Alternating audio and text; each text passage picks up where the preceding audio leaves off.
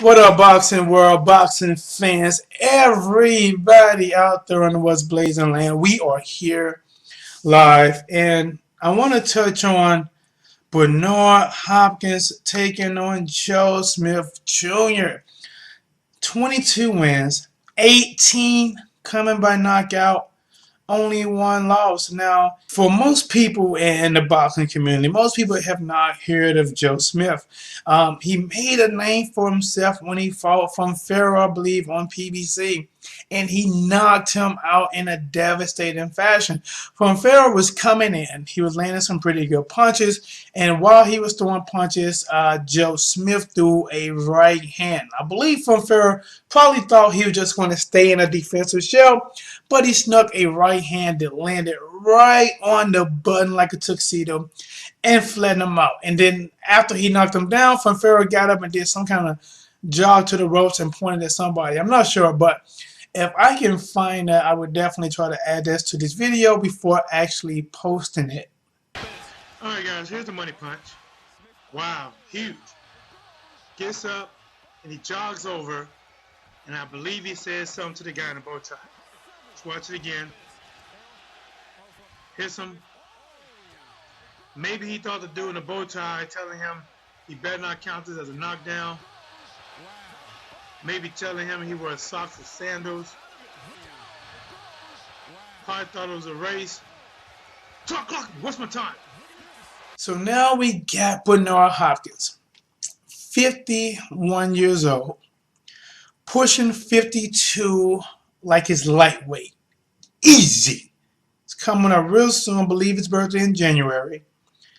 His last fight was 2 years ago against the hard-hitting boxer, Russian, Sergey Kovalev. And he lost. And I just don't think he lost because of the power. I thought Sergey Kovalev outboxed him some as well. Okay, I mean, the power is there, but he didn't knock Bernard Hopkins out.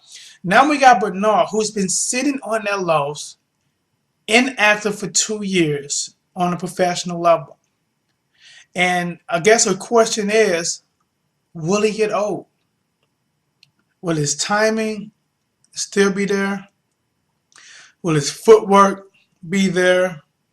Chin, IQ, reaction, all those things can be taken away overnight, what some people say.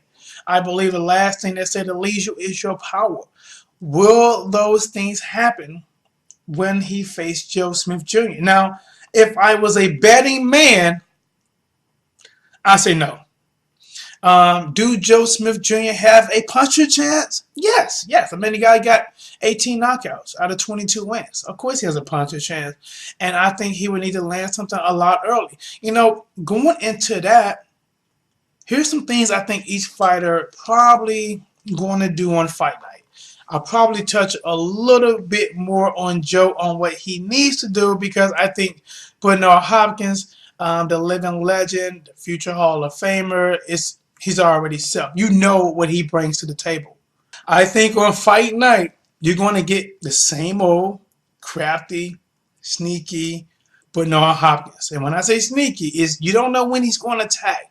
He moves around, he throws the jabs, and all of a sudden he comes in there with something. Sometimes he jab to the body or shoot it right to the body, and then he'll shoot in with his head real low with a lot of shots and be on top of you before you know it. I think he's going to do this against Joe because if he stays at a little distance, Joe could probably get out that right hand that could drop Bernard Hopkins. But if he come in tight, similar to what Ward was trying to do against Kovalev, where he gets in, and if you know you're a better body puncher or you're a better inside fighter than the person you're fighting, then I think that's something you would do.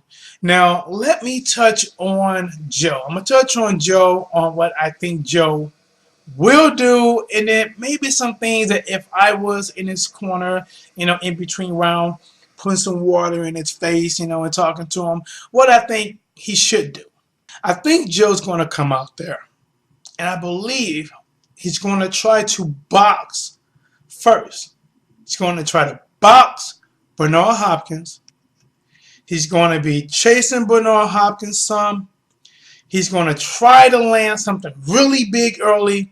And if he does get Bernard Hopkins along the ropes, he has some pretty good inside work. I think he's going to try to turn that body up and come back upstairs on Bernard Hopkins. Now, if I was in his corner, in between rounds, ding, ding, ding, talking in his ear, some things I might tell him is, look, Bernard Hopkins is going to be moving a lot.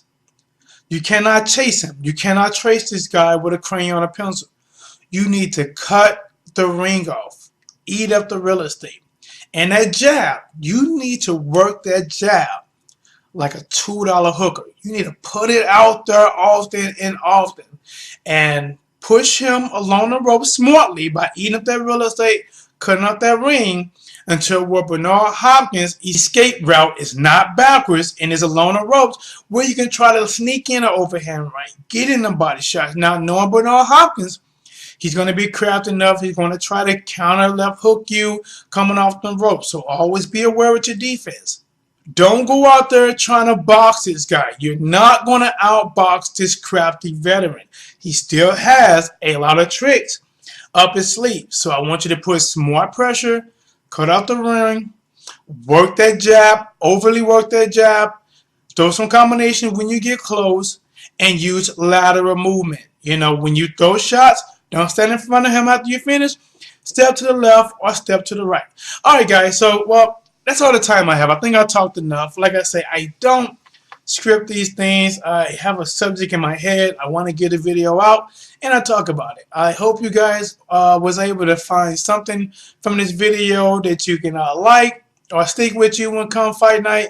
But either way, subscribe, thumbs up, share, tell your friends, and I'm out.